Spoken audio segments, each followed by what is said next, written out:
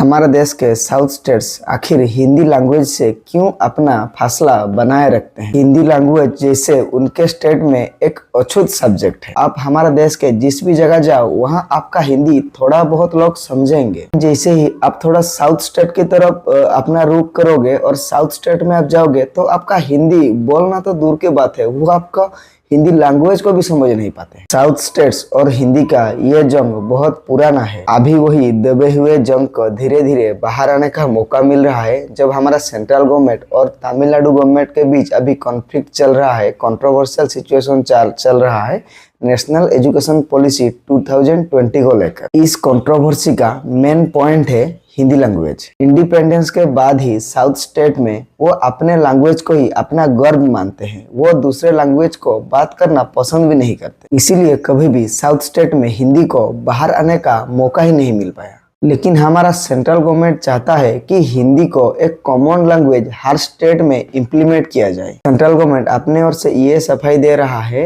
कि हिंदी लैंग्वेज देश भर में इम्प्लीमेंट होने से एक मोड ऑफ एक्सचेंज सिमिलर रहेगा। हिंदी लैंग्वेज अगर देश के लोग एक ही लैंग्वेज में थोड़ा बहुत जानकारी रखेंगे तो ट्रैवलर्स को भी इजी होगा। जो भी जिस जगह जाएगा वो अपना हिंदी मोड से बात करके दूसरा को समझा पाएगा। सेंट्रल गवर्नमेंट जो भी कह रहा है वो भी एक पॉइंट तक सही है। और जैसे मैंने कहा था कि साउथ स्टेट्स में हिंदी को घुसने ही नहीं दिया जाता है। इस कंट्रोवर्सी को समझने से पहले आपको पहले समझना पड़ेगा नेशनल एजुकेशन पॉलिसी 2020 के बारे में। नेशनल एजुकेशन पॉलिसी 2020 में काफी सारे फीचर थे, लेकिन उनमें से एक फीचर ये था 3 लैंग्वेज पॉलिसी। पॉलिसी में ये था कि देश भर में 3 लैंग्वेज सिस्टम इम्प्लीमेंट किया जाएगा। एक होगा इंग्लिश, एक होगा हिंदी और एक होगा वहाँ का रीजनल लैंग्वेज। लेकिन तमिलनाडु में कंटिन्यूसली 2 लैंग्वेज सिस्टम ही चलता है, एक इंग्लिश है और वहाँ का लोकल लैंग्वेज। तमिलनाडु गवर्नमेंट कभी भी 3 लैंग्वेज सिस्टम इम्प्लीमेंट होने का फेवर में नहीं थे, इसलिए वो नेशनल एजुकेशन पॉलिसी को इम्प्लीमेंट नहीं होने दे रहे हैं अपने स्टेट में। इसके चलते हमारा central government 2152 crore allocation money withheld कर दिए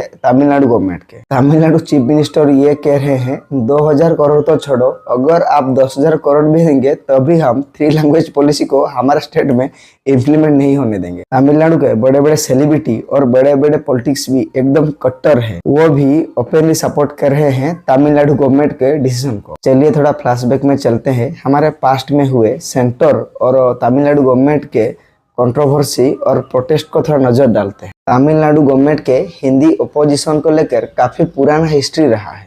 तमिलनाडु में 1937 में जस्टिस पार्टी अपोज करते हैं राजाजी लेड मद्रास गवर्नमेंट को तमिलनाडु में हिंदी को कंपल्सरी लैंग्वेज बनाने के लिए। उसी प्रोटेस्ट में 2 एक्टिविस्ट के मौत हो जाने के बाद ऐसे ऑर्डर को वापस ले लिया जाता है मद्रास गवर्नमेंट। 1965 में ऐसे ही और एक अटेम्प्ट किया गया था हिंदी को तमिलनाडु के ऑफिशियल लैंग्वेज बनाने के लिए, लेकिन उसी टाइम में भी प्रोटेस्ट हुआ था और प्रोटेस्ट में 70 के आसपास मौत हुआ था। 1968 में डीएम के स्टेट गवर्नमेंट ने स्ट्रिक्टली मना कर दिया था तमिलनाडु में 3 लैंग्वेज पॉलिसी इंप्लीमेंट होने से। इसके बाद जो भी गवर्नमेंट आया वो कभी भी 3 लैंग्वेज सिस्टम को एक्सेप्ट ही नहीं किया है, वो स्ट्रिक्ट रहा 2 लैंग्वेज पॉलिसी तमिलनाडु स्टेट में। तमिलनाडु के सभी पॉलिटिशियन अभी ये कह रहे हैं कि जो 2020 में जो पॉलिसी आया उसमें 3 लैंग्वेज सिस्टम लाने का असली मकसद ये है कि देश भर में हिंदी को इम्पोज किया जाना, उनके स्टेट में हिंदी को इम्पोज किया जाना। ऐसे मैटर में दोनों पक्ष को जज करके किसी भी एक